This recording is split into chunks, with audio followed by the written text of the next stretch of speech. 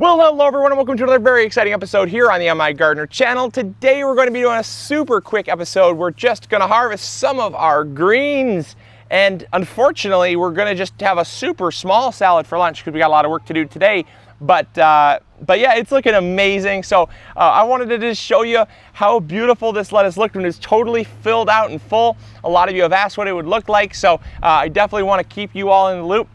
And really happy about this. Absolutely incredible growth. It looks stunning. Spacing was spot on, perfect, and it looks just wow. I cannot get over this. So yeah, so we're gonna come in here and cut, and I'm gonna show you all how we practice cut and come again lettuce. This is something that we practice often because we can get a lot more out of our garden beds by simply cutting and allowing them to grow back again.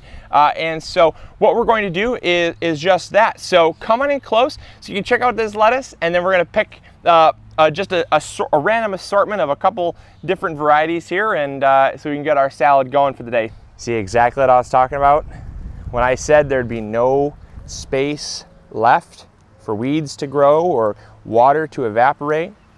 They are looking incredible. So it's just a sea of greens, and you have the spinach at the end. The spinach is looking terrific, and the romaine, and the bronze gourd, the ruby red. Oh man, just look at this stuff.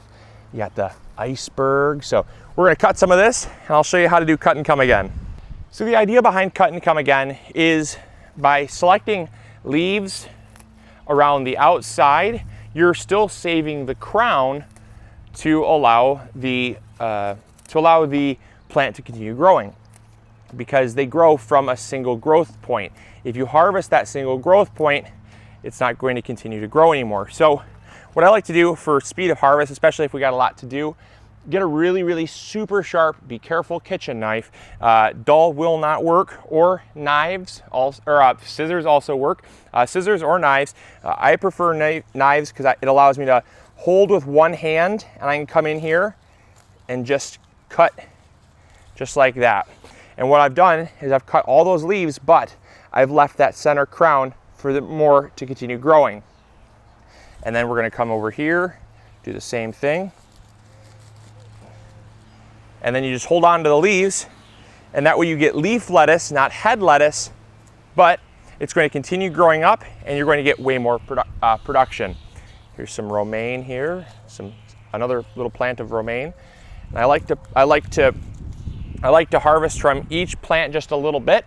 And as you can see, we've hardly touched this. I mean, this is maybe 3 or 4 plants that we've harvested from, but we still have the rest of the bed all full. And then these are going to grow back as we harvest this way, and that way we're going to continuously have kind of a rotational harvest where these will be grown once we get maybe halfway through the bed, and then they'll continue growing all season long. And with them being planted this close together, you'll see that in here the soil is still damp to the touch, even though we haven't had rain in 3 days, and it's also shaded, which means the roots are going to stay cooler, meaning it's going to bolt slower.